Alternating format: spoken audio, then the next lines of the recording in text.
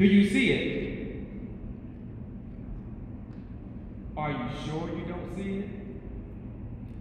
See, look, 18 years of my life, I was labeled with a disability. You saying, what disability? See, I'm gonna have 5 kids at one time. I'm a quintuplet. I know you go in the lab, you go in and say, what? I'm a quintuplet. Mama had 3 boys and 2 girls. See, as we were going through school, it was not normal for that to happen. And so with us being 3 boys and 2 girls, the 3 boys was put in specialty classrooms. Couldn't read and write on grade level. And not only that, we couldn't even spell our name. And see, one thing that really amazed me about this particular sport that I was actually going through is I got picked on. I got labeled big head, quarter-size head, slow. Yeah, I know y'all can laugh. My head is pretty big. But see, I didn't let that stop me because one thing I did believe is that I was successful, that I was great, and that I can definitely be successful. See, today my bold solution is to make all class special. See, when I was in school, even though they picked on me, I realized that I had to make the change, that I had to be the advocate. And so even when I was going through the IEP meetings, they will always consider me as the slow child, the child that necessarily didn't want to speak up for themselves. But one particular day, I just got tired of it.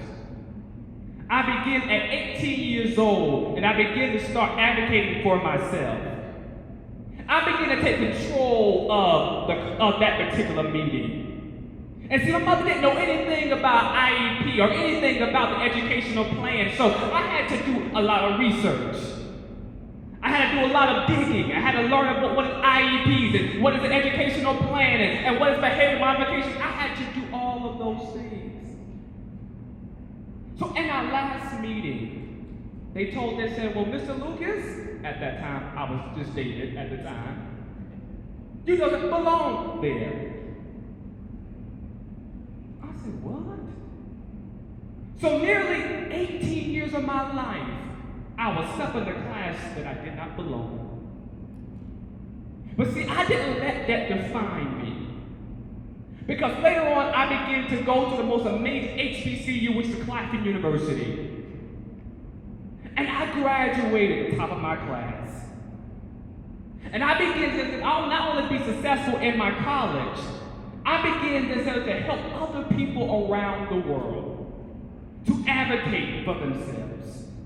And you may be saying, well, David, what is your bold solution again? And that is, make all classes special. I only have 3 points for you on tonight. And those 3 points are: educators, focus on the quiet kid. See, I was in the classroom and I was always quiet. I was the one that they said that why he don't answer any questions, why he's not raising his hand. But see, it wasn't that I did not understand the material, it's that I did not understand the concept of the material that's been given to me. So I had to necessarily read a lot more. I had to have more time in studying, but I did got it. The second point I have: teach all children to engage with people that doesn't look like them. It's important that we do that.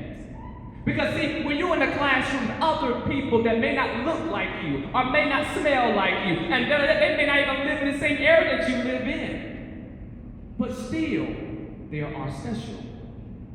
And the third and final point that I have for you on today is again, make all classes special. It's important that we equip all of our classes to not only single out the quiet kid, not only let the people know that at the end of the day you may have a learning disability or you may be just different, but at the end of the day, we should all make classes special. Thank you.